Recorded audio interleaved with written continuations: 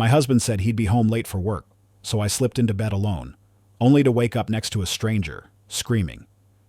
My name is Emily, and I don't remember inviting anyone over that night. I don't know his face, his voice, or even how to get home. But when I opened my eyes, he was there, shirtless, in my bed, looking at me like we'd done this 100 times before. I screamed. I jumped out of bed, heart pounding, reaching for something. Anything. The man sat up slowly, confused, and said, "You told me your husband was away. You asked me to stay." I had no memory of that. None.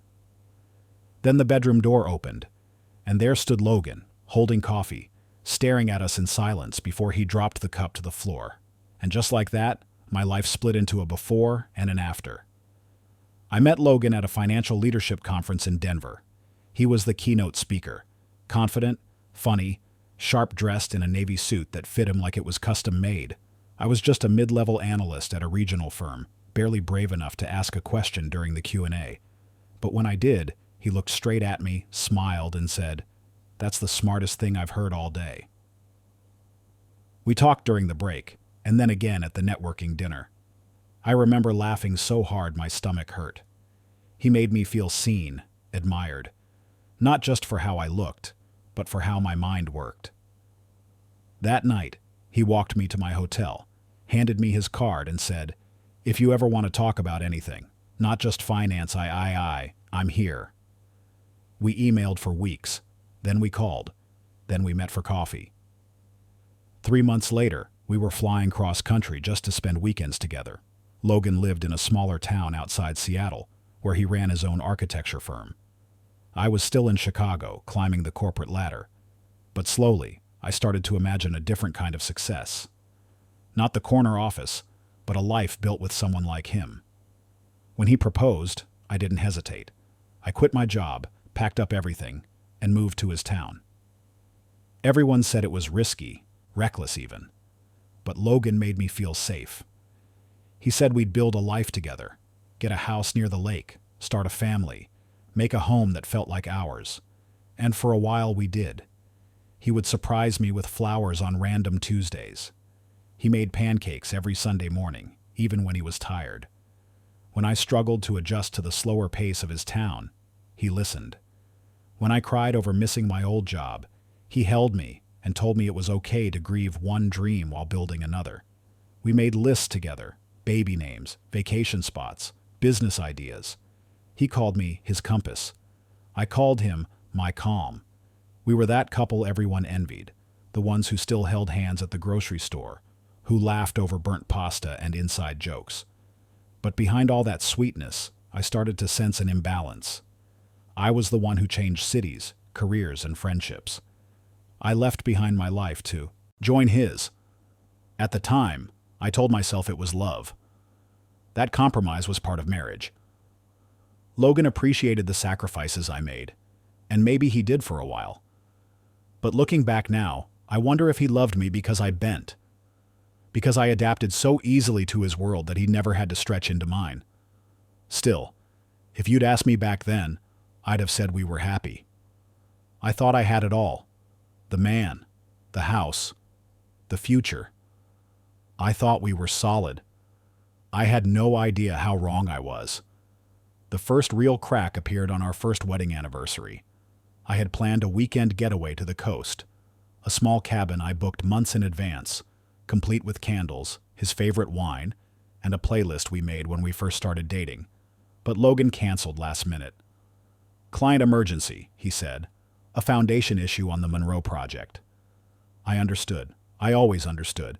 I spent the weekend alone, ate the fancy cheese by myself, lit the candles and let them burn out. And when he came home, tired and distant, I kissed his forehead and didn't ask questions. Those little moments piled up. Missed dinners, conversations cut short by emails. A phone is always face down on the table, but I still didn't doubt him. Not really. Because love, I thought, meant trust. And I trusted Logan. Completely. When friends asked if I ever missed my old life, I'd smile and say, "Not really." But sometimes, late at night, I'd scroll through job listings in Chicago. Not because I wanted to leave, but because a part of me missed being me. The me that was ambitious, independent, and curious. That version of Emily felt like a story I once read, and I could barely remember the plot.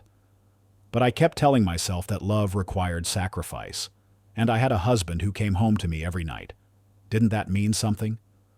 Now, thinking back to those days feels like watching someone else's life. A life so carefully curated and captioned, it looked flawless from the outside.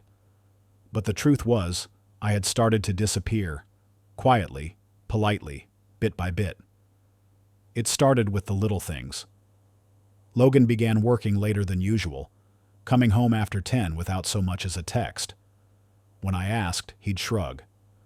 Client deadline, or city inspection delays, or my personal favorite, do you want me to lose this contract? The tone wasn't angry, not at first, but clipped, impatient, like my questions were interruptions rather than concerns. Then came the coldness. He stopped making coffee for me in the mornings. He used to kiss my forehead before he left. That faded into silence. A quick slam of the door. I'd ask if everything was okay, and he'd say, "I'm tired, Emily." Stop reading into everything. I started keeping my mouth shut. I wanted to believe it was stress, that the housing market slump was hitting his firm harder than he let on, that his mind was elsewhere, but his heart was still with me. So I tried harder, cooked his favorite meals, cleaned the house before he came home, wore the perfume he once said made me unfairly irresistible. He barely noticed. Our conversations became transactional. There's mail on the counter. Your mom called. I paid the gas bill. There were no more shared glances, no more lazy cuddles on the couch, no more laughing until we cried at bad movies. It was like we were business partners in the logistics of marriage, not lovers in it. One night I brought up having a baby. We'd talked about it during our engagement, both excited, nervous, hopeful. But when I said it now, he stiffened. "You really think this is the right time?" he said, staring at his laptop. "With everything going on?" I just thought, yeah, well, don't. He never looked up from the screen. I spent that night in the guest room, not out of protest, but because I needed space to cry without making noise. Then there was the phone. Logan used to leave it lying around without a second thought. Now it was always on silent, face down in his pocket, or on the charger in his office. I noticed how quickly he picked it up whenever it buzzed, how he'd glance at it and then lock it like it had burned him. I asked once, casually, "Everything okay?" And he answered too quickly. "Work stuff. Boring." The incident that shattered my doubt came on a Thursday. Logan said he had a late-night Zoom call with a client overseas. I believed him. I always did. I went into the kitchen to grab some tea and passed by his office. The door was cracked open just enough. I heard him laughing. It wasn't the laugh that bothered me. It was the softness in it, the kind of laugh you give someone when you're trying to be charming. And then I heard her voice. Feminine. Sweet. She said, "You always look so tense, babe. Wish I could rub your shoulders right now." I froze. He replied, "Careful. My wife's home." My body went ice cold. I didn't say anything that night, or the next day. I didn't scream or throw his laptop out the window. I just stopped asking questions. He never knew I heard. Instead, I did what I always did. I stayed quiet. I smiled when his parents came to visit. I answered texts from our friends like everything was normal. I tried to convince myself that I didn't know what I knew, because if I admitted it, I'd have to face what it meant, that I had become invisible in my own marriage, that the man I once trusted more than anyone had created a world where I didn't belong. And the worst part? He made me feel like it was all in my head. "Maybe you're just stressed," he'd say whenever I looked too long at him. "Maybe you need a hobby, something for you." But I had one once. It was called believing in us. That night, after he went to bed, I stood in the hallway for a long time, watching the shadows flicker under the door. I tried to remember the last time I felt warmth in that bedroom. I couldn't. I crawled into the guest bed again, this time without tears. Just a hollow ache that felt too familiar. And in that silence, something inside me whispered what I wasn't ready to hear. You're not crazy. You're being erased. It was a Friday night when Logan told me he had a client dinner, a group of overseas investors looking to tour a new project. I might be home late, he said, brushing a kiss on my temple. You've been tense lately. Go see your friends. You need it. It was one of the gentlest things he'd said in weeks. I hadn't realized how much I missed his kindness until that moment. So I nodded. Okay, I will.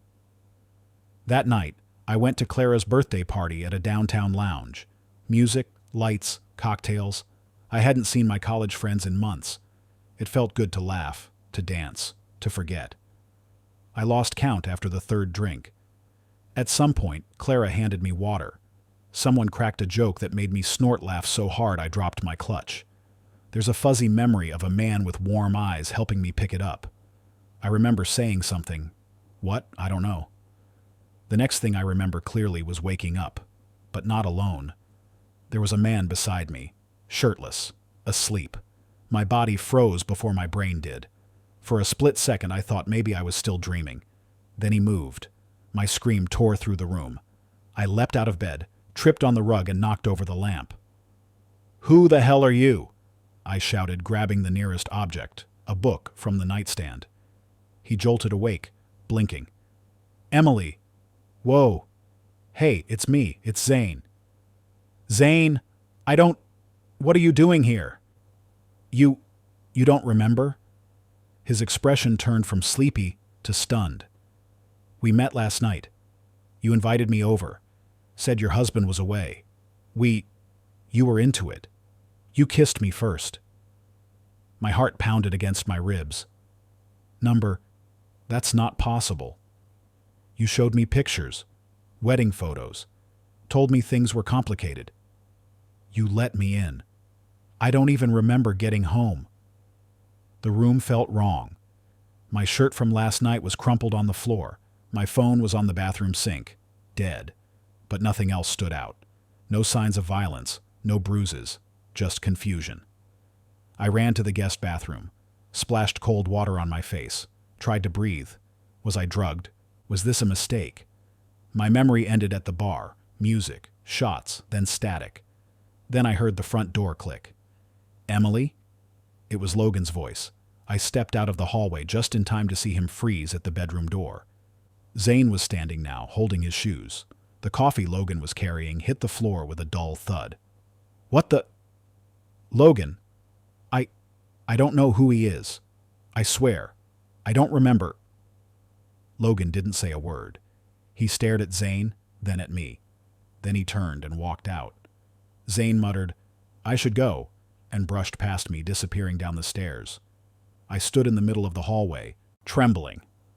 By noon, it began. Screenshots appeared in our group chat. Photos of me leaning on Zane at the bar. One blurry shot of what looked like a kiss. A message from an unknown number. "Guess Emily's been busy." Clara called. "What happened? Are you okay?" I didn't have an answer.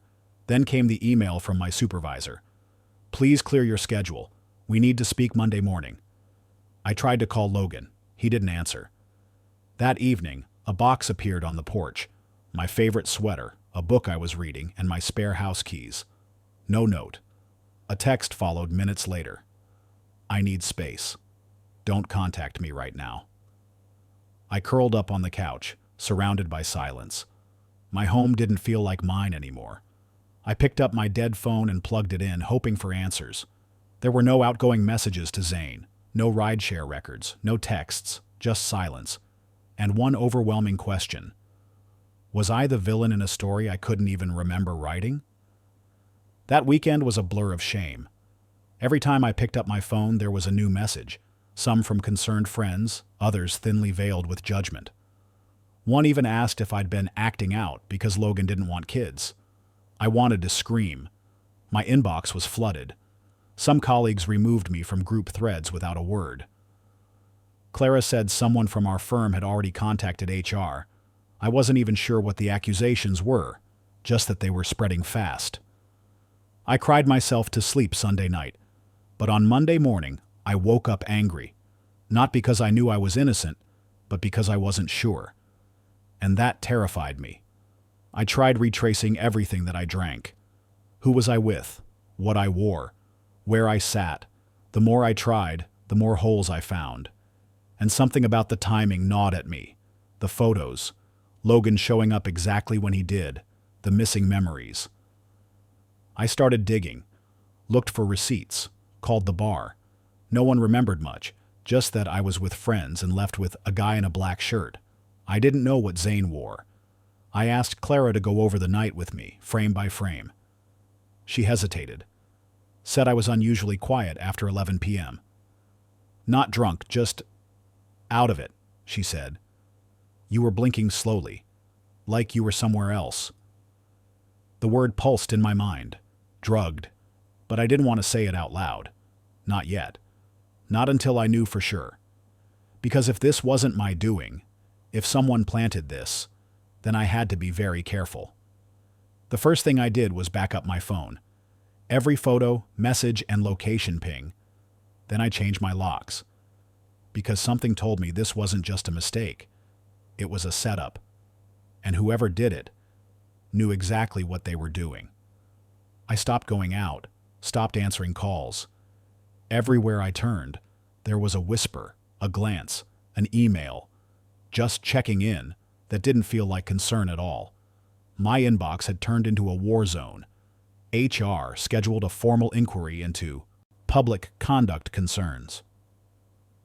My project files were reassigned to someone else without warning. I wasn't fired, but I was no longer trusted. Meanwhile, Logan moved out. Quietly, efficiently. No scene. Just boxes gone and a note left on the kitchen counter that said, I need time. Time for what?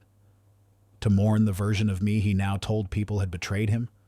Or to let the damage sink in deep enough that I wouldn't fight back? I cried in the shower until the water ran cold. I walked in circles around the living room, looking at framed memories that now felt like props from a false life. I doubted myself. Did I flirt? Did I cross a line and not realize it? It's a terrifying thing not to trust your own memory. It claws at your identity. But then, a few things didn't sit right. The first was the missing towel in the guest bathroom. It wasn't from my usual rotation. Logan kept it in a closet I rarely opened. The second was a faint scuff on the floor near the hallway bookshelf. I remembered wiping that floor the day before. That mark wasn't there. It meant someone had moved something heavy. And finally, there was the matter of the security panel. When we'd moved in, Logan insisted on installing a small home surveillance system. Just in case, he'd said, but I wasn't allowed to access it. Too complicated, he claimed. I'll handle it. But now I wanted to see for myself. I called Tessa. We hadn't talked much since the wedding, life and distance and the usual excuses. But when she picked up, her voice cracked with warmth. I've been waiting for you to call. Tessa worked in digital security, not the corporate kind, the freelance, off-the-record kind. I told her everything. She didn't interrupt, just asked, Are you ready to know the truth? Even if it hurts? I nodded, even though she couldn't see me. She came over that evening. No judgment, just a hug and her laptop. First, we scanned the house. She used a tiny handheld device that beeped faintly in the guest room. There's something behind the vent cover, she said. Inside, we found a pinhole camera. It was dusty, installed long ago. I felt sick. Can you trace it? I asked. Not easily, she replied, but I can check the local network logs, see if anything was syncing here. She did, and what she found chilled me. The camera had been accessed remotely just days before the night with Zane. Once, for 38 minutes, long enough to check angles, check the timing. I slumped into the armchair, hands trembling. Who the hell does that? Someone who wants to control the narrative. she said quietly. We didn't find footage. The device had no storage. It streamed live, which meant someone watched it, someone prepared for it, someone like Logan. The more we looked, the more details fell out of place. The perfectly timed group chat leak, the public nature of the scandal, the lack of follow-up from Logan. No attempt to fix things, no curiosity, just immediate, complete detachment. This wasn't a shock. This was a strategy. And I was done being played. For the first time in weeks, I didn't feel broken. I felt angry. And beneath that anger, a spark of clarity. I wasn't crazy. I wasn't weak. I was manipulated. That night, I barely slept. Every creak in the house felt louder, every shadow sharper. I kept replaying the last month in my head, trying to pinpoint when everything had shifted, when Logan had gone from distant to calculating. Tessa returned the next day with a small USB stick. There's something else, she said. I checked the network backup cache. Someone deleted files from the house server remotely. That's not standard. It requires credentials. Guess who set up the system? My stomach dropped. Logan. She nodded. We sat at the kitchen table in silence, the truth sinking in. He hadn't just left me. He'd framed me. It wasn't about anger or heartbreak, it was about leverage. Tessa looked at me carefully. You ready to take this further? I didn't answer right away. I thought about the HR meetings, the headlines, the people who'd turned their backs without asking a single question. I thought about how small I'd let myself become. Then I met her eyes. Yes, but we do this smart. Because now I knew the truth, and the truth was power. I wasn't the same woman who cried in the shower 2 weeks ago. Not anymore. Tessa and I turned our weekends into missions. She brought over gear, tiny mics, signal blockers, encrypted storage drives. We combed through network logs, metadata, and even the building's trash chute schedule. The breakthrough came when she ran a background scan on Zane. His real name was Alexander Zane Worthing, and 5 years ago, he and Logan were college roommates, business majors, same frat. My breath caught. Logan had told me they'd fallen out years ago, but Zane still had access. He knew the alarm code, the apartment layout. He hadn't been surprised by the guest bathroom, or the coffee mugs, or the old scratchy blanket we kept for guests. Because he'd been here before. They were still in touch. They'd planned this, the photos, the setup, everything. I felt nauseous, but it was also clarity. Finally, I could see the entire frame, not just the corners. Tessa called in a friend, a digital forensics analyst named Jordan. He specialized in reconstruction and data retrieval. Quiet, methodical, brilliant. Jordan traced the deleted network files back to Logan's IP address. We found 2 edited video snippets from the bar that night. Originals were heavily compressed, but side by side, we could see discrepancies. Timestamps that skipped, camera angles that shifted without logic. This was manipulated, Jordan said. Professionally. We started cataloging everything. I wore a wire to the next lunch with Logan. It wasn't easy. He was still cold, distant, but not hostile. I played the part of the guilty wife, desperate to fix things. I just want to make this right, I said over salad. You can't undo some things, Emily, he replied. People talk, reputations stick. He didn't say it outright, but there was a smugness behind his calm, a satisfaction, like he'd won. I smiled tightly and pressed save on the recording app hidden in my coat pocket. Later, I staged a call to Zane from a burner number Tessa gave me. I posed as a podcast producer, wanting to interview him about his bar encounter gone viral. He bit. The recorded call was a goldmine. He bragged. Nothing directly incriminating, but enough hints to build a pattern. Let's just say I was doing a favor for an old friend, he chuckled. Timing was perfect. We kept digging. Emails between Logan and his lawyer showed he'd been preparing divorce terms for months, long before the incident. But curiously, they were contingent on public image maintenance. One draft even stated, Client seeks amicable resolution to avoid damaging personal brand ahead of pending negotiations. That's when it clicked. Logan didn't just want out. He wanted out clean. He was in talks for a real estate contract with an international firm known for its strict morality clauses. Family values, integrity. The image of a betrayed husband? Perfect. The image of a calculating manipulator? Career-ending. Tessa and Jordan helped me set up off-site backups. Everything went into cloud vaults, hard drives, and even printed copies in safety deposit boxes. Redundancy was our armor. I hired my own lawyer. Not for divorce, yet, for leverage. Because this wasn't about staying married. It was about making sure the truth couldn't be buried. One night, I stared at the board we'd set up in my living room. Photos, lines, notes, timelines. The web of it was dizzying, but in the center, one word glowed beneath a string of red thread. Control. That's what Logan wanted, and that's what I was taking back. Not just from him, from everyone who'd tried to rewrite my story. The more I learned, the more calculated it all became. I remembered how Logan had suggested I take more me time in the weeks before it all unraveled. How he'd offered to cook, to give me a break. Things he never did before. I thought he was reconnecting. Now I saw it as choreography. He'd been preparing for his fall before the first domino tipped. That realization didn't break me. It steadied me. Because if someone could be that methodical in tearing me down, could be just as precise in standing back up, I practiced how I'd speak in court. I rehearsed explanations for my company. I met with a PR advisor just in case. This wasn't vengeance. This was reclamation. And as I added the final copy of Zane's recorded call into the evidence folder, a strange calm settled over me.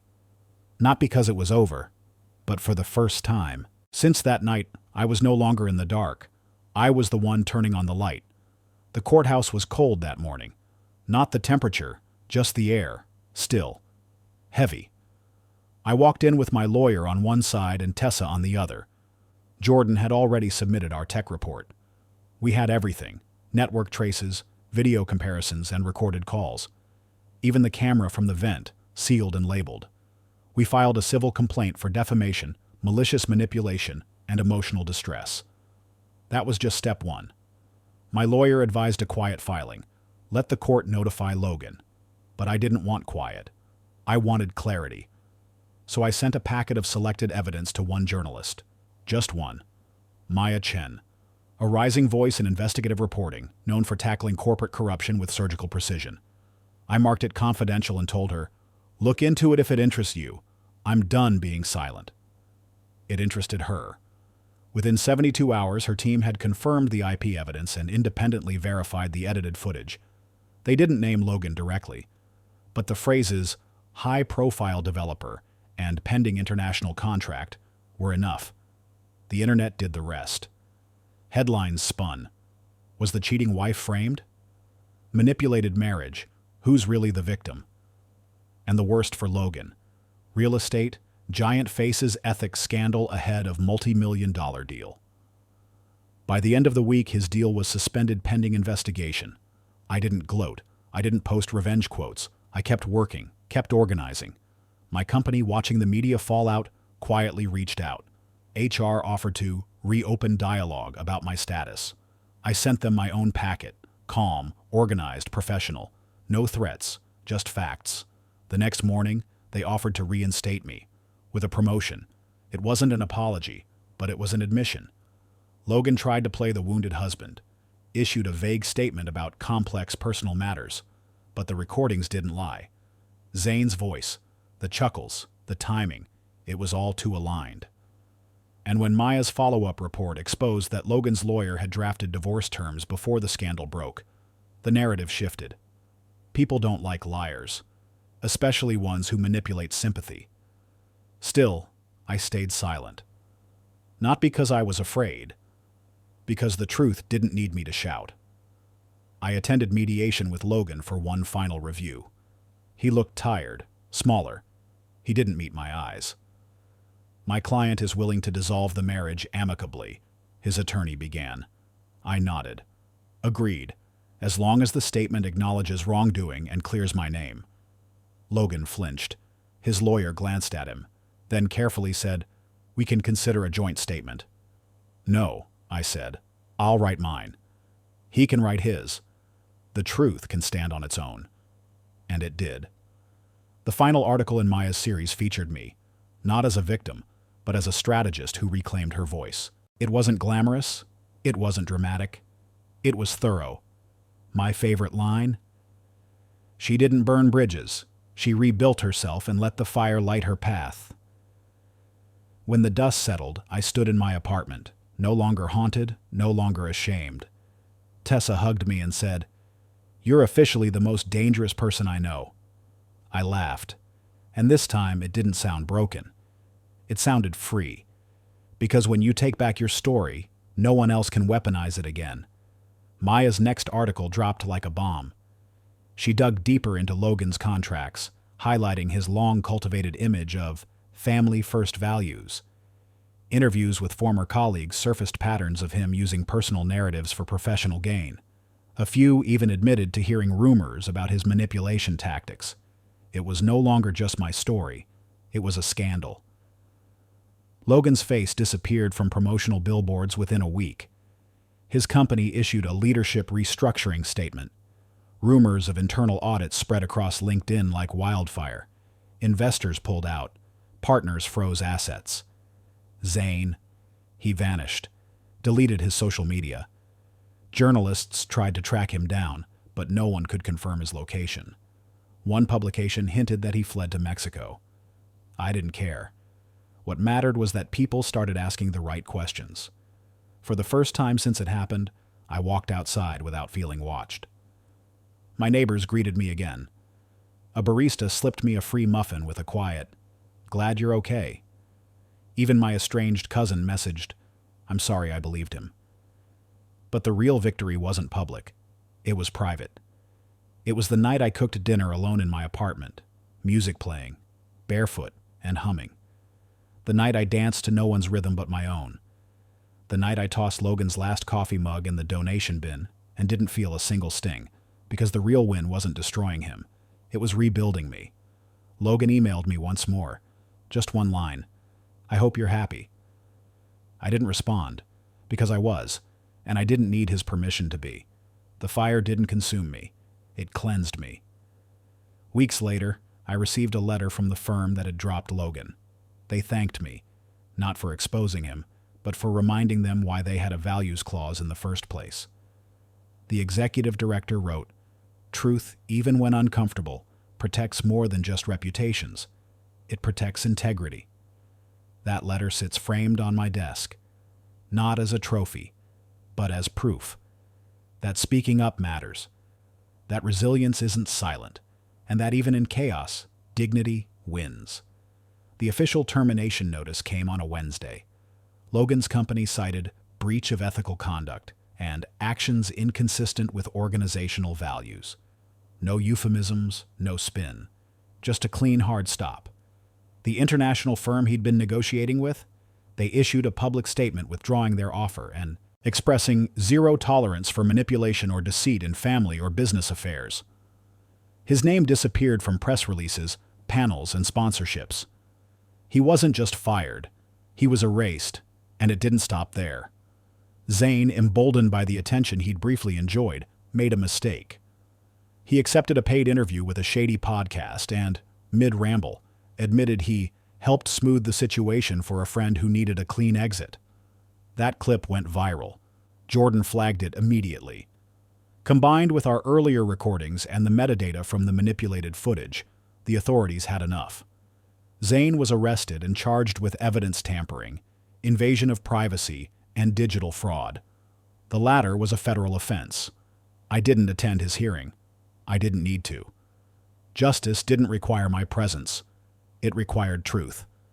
And truth was already moving forward, with or without me. Meanwhile, my inbox filled with apologies. From coworkers who had believed the worst. From friends who'd stopped calling. Even from people I barely knew, baristas, neighbors, distant classmates. They said things like, "I'm sorry I didn't ask," and "I should have known better." At first, I didn't know how to respond, but then I realized I didn't have to. Forgiveness didn't mean reopening doors. It meant freeing myself from needing validation. So I smiled politely. I accepted the kind words, but I didn't offer space in my life again. Some bridges are meant to stay burned, not out of bitterness, out of clarity. Because survival teaches you something no classroom or self-help book can. Your worth isn't up for debate. It isn't contingent on who believes you. It doesn't shrink when people walk away, and it doesn't require you to be perfect, quiet, or palatable. It simply is. I learned that lesson the hard way, but I learned it, and no one could take that from me again. A few weeks later, I was invited to speak at a university panel on resilience and digital ethics. I almost declined. But then I remembered all the nights I stayed up, thinking I'd never get to tell my story on my terms. So I said yes. Standing on that stage, I wasn't nervous. I looked out at a sea of young faces, future leaders, lawyers, engineers, and I told them what I wished someone had told me. Power isn't always loud. Sometimes it's quiet. It's not vengeance. It's knowing who you are when everything's stripped away. They applauded. Some cried.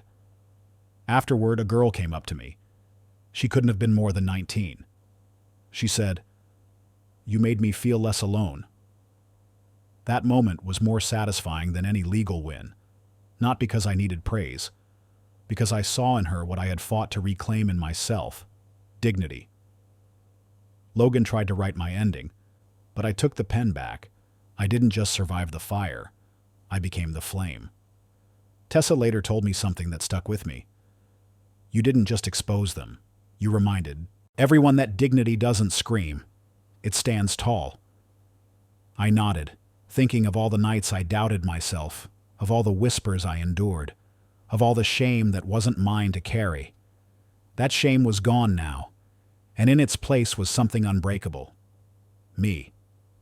That night I lit a candle by my window, not for ceremony, but for symbolism, not for the ones who hurt me, but for the version of me that survived. She deserved to be honored, and she would never be forgotten. 1 year later, I returned to the same auditorium where I once spoke about survival. This time, it wasn't just a panel. It was a full conference on women's rights, digital justice, and reclaiming narratives. The organizers asked me to be the closing speaker. I said yes, not for attention, but because I had something to say. That morning, as I stepped backstage, I saw a familiar face in the crowd. Liam, the lawyer who'd guided me through the legal maze with quiet tenacity and unwavering belief. We hadn't spoken much since the settlement. Life moved, and so did we. But he smiled when our eyes met. I smiled back. After my talk, he waited near the exit. "You were incredible," he said. "Thank you," I replied. "For everything." He nodded, then asked, "Can I buy you a coffee?" We started with small cafes. The weekend walks. No pressure, no expectations. Just two people who'd seen each other at their worst, learning to meet again without the shadows. He never tried to rescue me. And maybe that's why I began to trust him. Healing isn't about finding someone to fix you. It's about finding someone who holds space while you fix yourself. One afternoon, we sat by the river, watching ducks skim the water. I told him I still had nightmares sometimes, not of Logan, but of losing my voice again. He didn't interrupt. He just listened. And in that silence, I found peace. It wasn't romance that changed me. It was recognition that I didn't need to be needed. I just needed to be seen. The last scene isn't cinematic. It's simple. Liam and I were walking through a park, hands brushing, the sun casting long golden lines across the pavement. We don't talk about the past anymore. Not because we've forgotten, but because we've made peace with it. I don't know what comes next, but I know who I am now, and that's enough. Healing doesn't mean forgetting. It means becoming whole enough to choose better next time and to receive the love you always deserved. In the months that followed, I started volunteering with a nonprofit supporting women navigating legal and emotional abuse. Not because I saw myself as a savior, but because I understood what it meant to feel unheard. I met women who reminded me of my past self, unsure, guarded, afraid to believe they could start over. I never gave them answers. I gave them questions. The same ones that changed my life. What do you want now? What would freedom feel like? Sometimes just asking was enough. Liam and I didn't define our relationship. We didn't need to. What we had wasn't measured in titles or promises. It was built on presence. A steady rhythm of shared laughter, long silences, and mutual respect. One night, while watching an old movie, he reached over, squeezed my hand gently, and said, "You don't owe anyone the person you were. You deserve to be the person you've become."